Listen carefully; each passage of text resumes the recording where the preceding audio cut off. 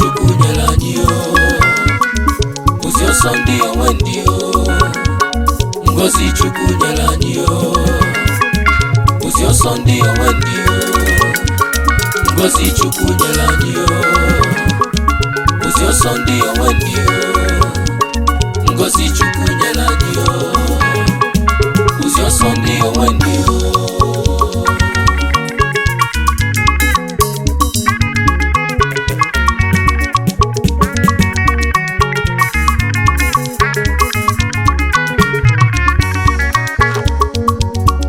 Osondi Owendi owebulu maka ndị Chukwu gọziri agọzi ọ na-asụ ụfọdụ na-ewute ụfọdụ mana onye ọ na-asọnya sọba onye ọ na-ewe onye wesiri ya ekenu maka na anyị akalighị egwu. Yes sir.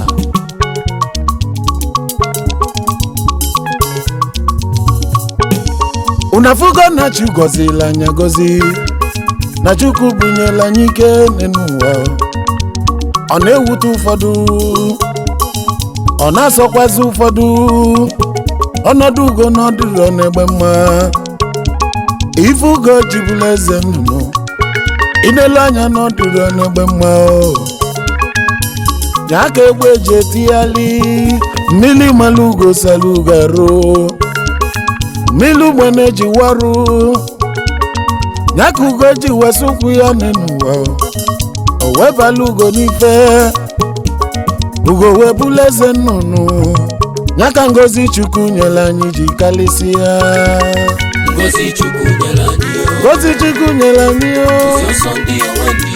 Osondi Owendi ngozi Chukwu nyere anyị na ọ na-asụ ụfọdụ Osondi Owendi na ọ na-eweta n'ụfọdụ ngozi Chukwu nyere anyị Osondi Owendi Osondi Owendi anyị akaligo egwu ngozi Chukwu nyere anyị a na-esi ndị nwere Igbo bongo Osondi Owendi Osondi Owendi ngozi Chukwu nyere anyị Osondi Owendi ngozi Chukwu nyere anyị Osondi Owendi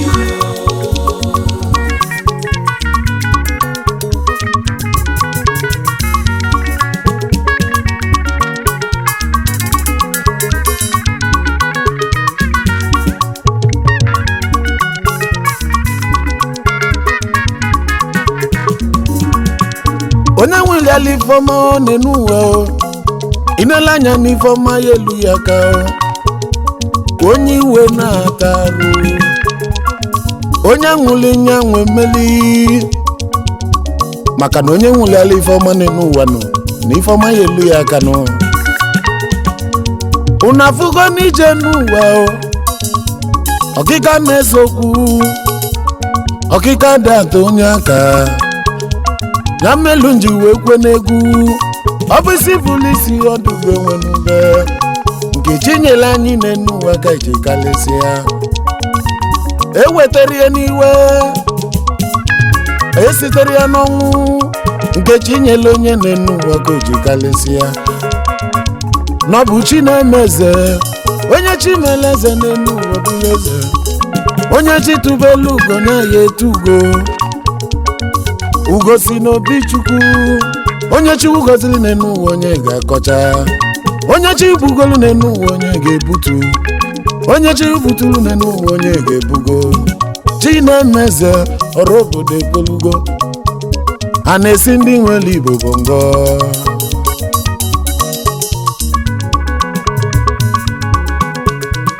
ngozi Chukwu nyere anyị ngozi Chukwu nyere anyị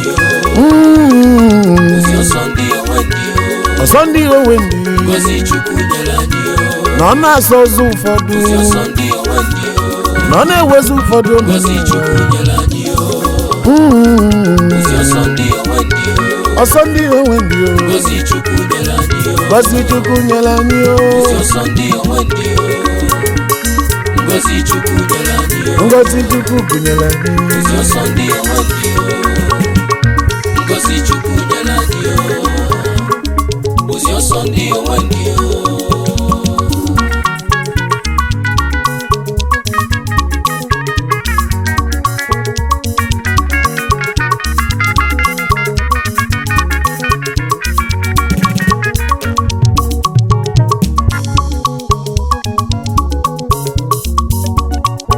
ka nkene ndị Chukwu gọziri agọzi o wee na-ewute ụfọdụ o wee na-asọzi ụfọdụ n'ezenu n'ava akaliga egwu His Royal Majesty eze ọdịnaka Chukwu Jiwu CEO of Vemish Cars, Austin, Texas, United States of America. CEO Odonko Plaza, number 7 Watrosha Street, Ikenebu, Owerri, Imo State. Our future Imo State Governor, ex-president of Confidence Friends Club, Eze Odonko na Senegal, Onatradike mma na Isunjaba, karịsịa na Austin, Texas, United States of America. Osimu kene lọl ya First Lady Lolo Ugezi Ifeanyi Nwachukwu Jiwu Osodebe ndị anyị ka mma na-abara anyị mba ndị duru oji mmadụ Isu Obishi Isu Imo State, Nigeria. Eze Odonko ị karịrị ndị iro gị tomorrow. American based in so Kambulegu kenodogwu Ogwefi Obinna si Okonkwo Obi Coastal Road, Gambia. Ezi nwanyị dị asọ n'Enugu Ajaishi Ekwusigo Local Government, Anambra State. The youngest landlord na Gambia. CEO Dimas Concept Nigeria Limited. CEO Obi Okonkwo Investment Nigeria Limited. CEO Obi Long Global. CEO Sidon Investment. Co-dealers in all kinds of auto parts, trucks, cars, electrical, building materials. Vice Chairman, Ekwusigo Family Association, Gambia. Member, Igbo Community, Gambia. Member, Anambra State Indigenous Association, Asia. First Treasurer, Young Dynamic Friends Club. Vice President, Akaraka Friends Club, Gambia. Osimu kene lọl ya nụ Lolo Mrs. Uju Ezinwanne Okonkwo Osodebe nwade nwa n'ime First Lady Sidon agụ nwanyị na Gambia. Ndị Enugu Ajaishi Ekwusigo Anambra State, Nigeria. Sidon ị karịrị ndị iro gị tomorrow. Gambia base. Osimu kenelie ezigbo nne ọfụ n'anya Chifsa W.O. Okonkwo Ishi anyị dị asọ na Ishi Ekwusigo Anambra State. Osimu kenelie ezigbo mama ya ọfụlụ n'anya Late Lady Florence Onyebuchi Okonkwo. May her soul rest in peace. Amen. Kambulegu mukenodogwu onye ọ ga-adịlị mma Chief Chuks Kalu Agụmba ndị Igbo 1 na Guinea Republic. Agụmba ndị Igbo 1 na Isiugwu Ọhafia, Abia State. CEO CK Best African Design in Guinea Republic. CEO CK Best African Fruit and Vegetable Products. CEO Blue Spring Luxury Hotel and Resort Limited, Ebem Ọhafia, Udumeze in Abia State, Nigeria. Papa Ejima Osim kene lọl ya nụ Lolo Mrs. Christian Konate lọl Agụmba ndị Igbo 1 na Guinea Republic. Osim kene ezigbo nwe ọfụlụ n'anya Prince Joseph Kalu mụ kene ezigbo adị ya Princess Onyinyechi Kalu and Princess Ngozi Kalu. Ụmụ ejima Agụmba ndị Igbo na Guinea Republic. Osimuke na ezigbo nwanne ya ọfụrụ n'anya. Chief Barry White, the director of Blue Spring Luxury Hotel and Resort Limited. Ndị isi ugwu Ọhafịa, Abia State, Nigeria. Chief Agụmba karịrị ndị iro gị to tomorrow. Guinea Republic base Edeso. Abụlegum Sobodogu Ikalika no so Ezomogo Nekenemi. Chief Emis Ike Ohaneze ndị Igbo na Dakar, Senegal. CEO Abana Autos Mercedes-Benz importer and exporter of all kinds of motor spare parts in Dakar, Senegal. Agu Nation #1 Enugu State in Dakar, Senegal. Ojula Emogo na Dakar, Senegal. Chairman Dakar Importers Association in Dakar, Senegal, West Africa. Pillar Igbo Welfare Association, Dakar, Senegal. Member Dakar Pioneers in Dakar, Senegal. Osimu Blegum Kenelole Anu. Lolo Beatrice Uchechukwu Ugezumba Ndezagu in Enugu State, Nigeria. Ohaneze ndị Igbo ịkarịrị ndị iro gị till tomorrow. Senegal based nedo so. Neze Ngozi Chukwu nyere anyị o. Ngozi Chukwu nyere anyị o. Osondi Owendi. Nọ na-asụ ụfọdụ. Nọ na-eweta n'ụfọdụ. Osondi Owendi o. Anya akaligo ego. A na-esi ndị nwere Igbo bongo. Osondi Owendi. Osondi Owendi Ngozi Chukwu nyere anyị Osondi Owendi.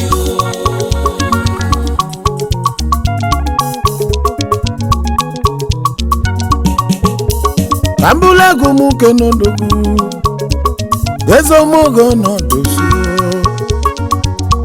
Honorable Chinedu Jerry Ejiofor. Chief Udokamma Papa Ejimato, CEO Ejishi Farms Nigeria Limited. Producer of pure water sachets and bottles. Ejishi Best Water. Manufacturer of building blocks. Ejishi Block Industry. Ejishi Bread Sauce and Cake Sauce. Mayor of Nigeria Community in Senegal. Ogbuefi Gburugburu na Senegal. Ogbuefi Gburugburu na Nigeria. Member ndị Ọdịmma United Friends Club. Osimuke Lolianu. Lolo Mrs. Chinyere Lovet Ejiofor. First Lady Udokamma. Lolo Mrs. Fatuamata XY. Ndị Umuegbe Aloma Owerebiri in Olu, Imo State, Nigeria. Papa Ejimato ịkarịrị ndị iro gị till tomorrow. Senegal based nedo so.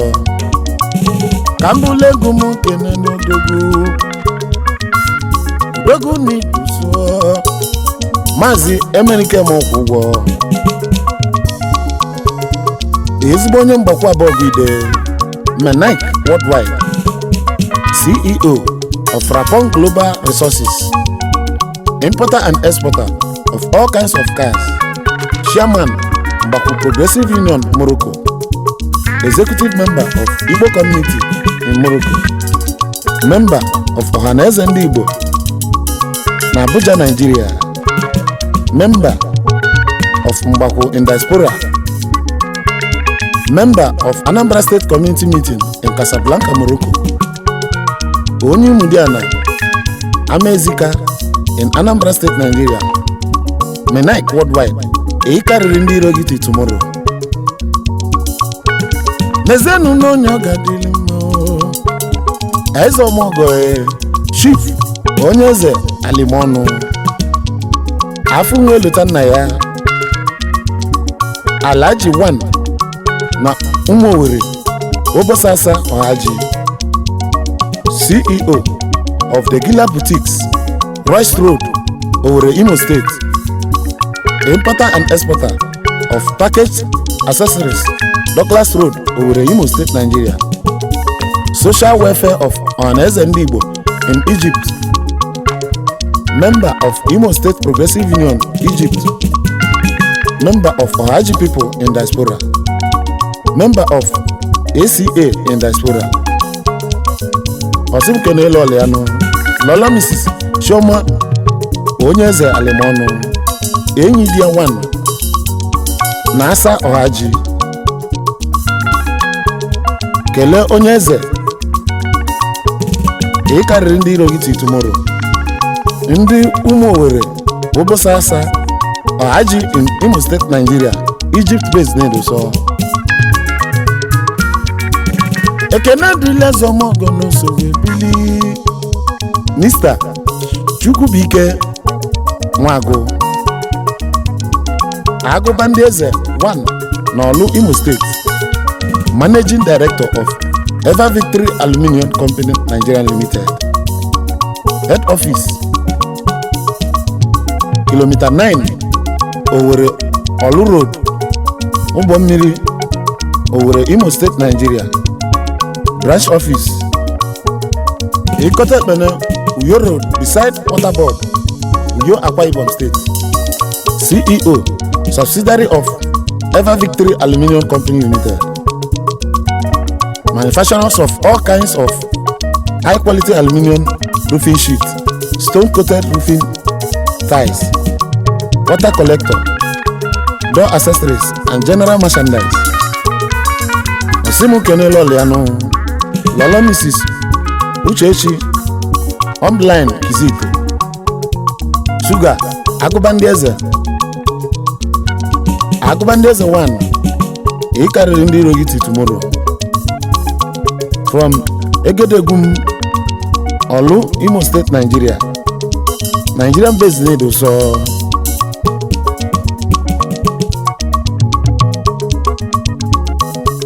N'ezie Ngozi Chukwu nyere anyị o. Ngozi Chukwu nyere anyị o. Osondi Owendi. Nọ na-asụ ụfọdụ. Nọ na-eweta n'ụfọdụ. Osondi Owendi o. Anyị akaligo egwu o. A na-esi ndị nwere Igbo bongo. Osondi Owendi. Osondi Owendi o. Ngozi Chukwu nyere anyị o. Osondi Owendi o.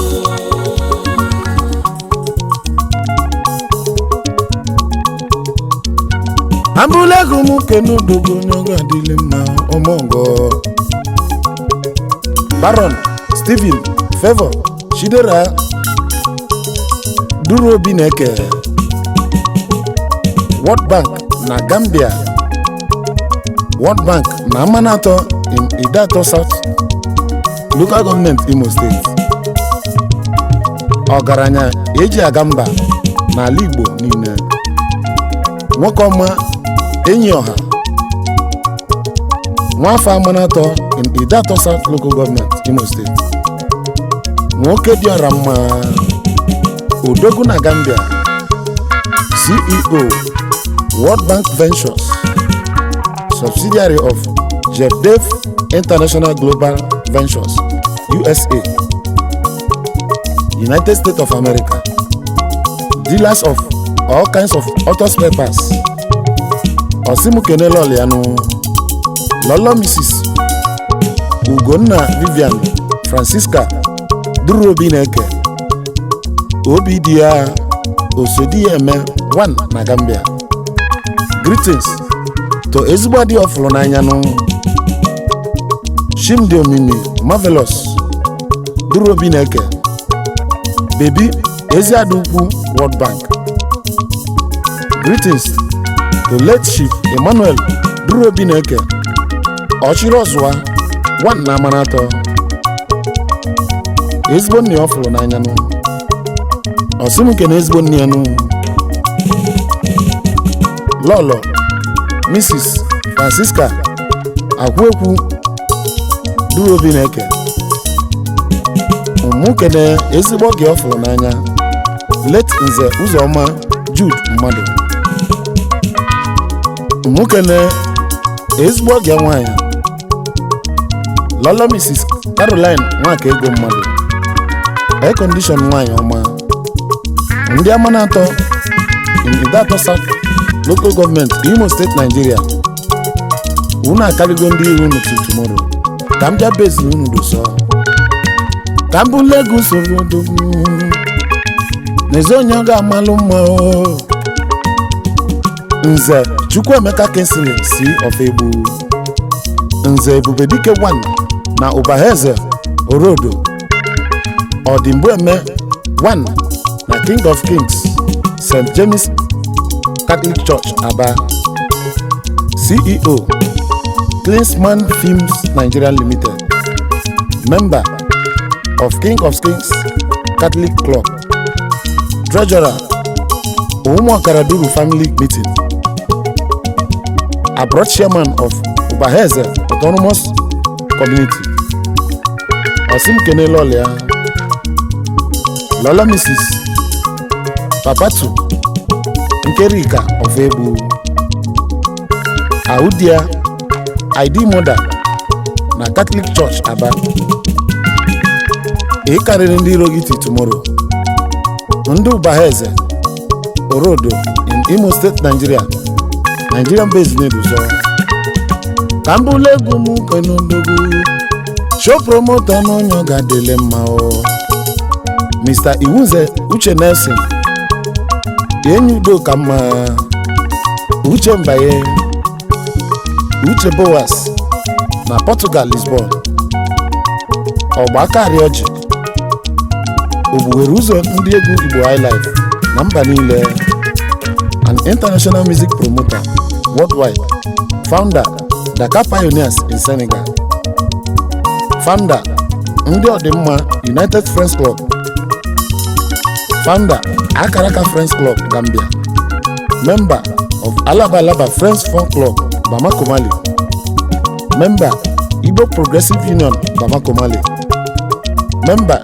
Links Friends Club Cyprus member Obi Nwanne Friends Club Algeria Osimbulegwu Kenelole ya Lola Mrs. Iwuze Mary Blessing Ọgadimma Nwokoro Eze nwanyị Enyudo ka mma ndị mba itoolu in Imo State Nigeria Enyudo ka mma karịrị ndị Irogiti tomorrow worldwide based Neduzo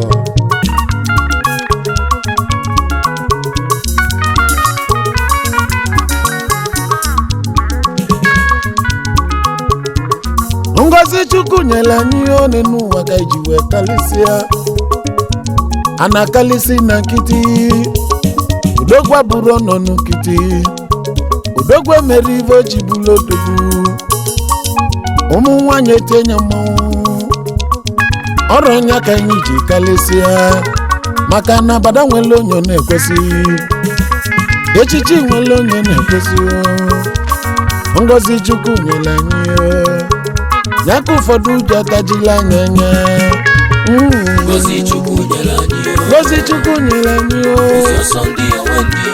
Osondi Owendi Ngozi Chukwu nyela anyị Ngozi Chukwu nyela anyị Osondi Owendi Nyaka ji wee kalịsịa ọ na-ewutu ụfọdụ Osondi Owendi ọ na-asọsọ ụfọdụ Ngozi Chukwu nyela anyị Osondi Owendi Osondi Owendi Ngozi Chukwu nyela anyị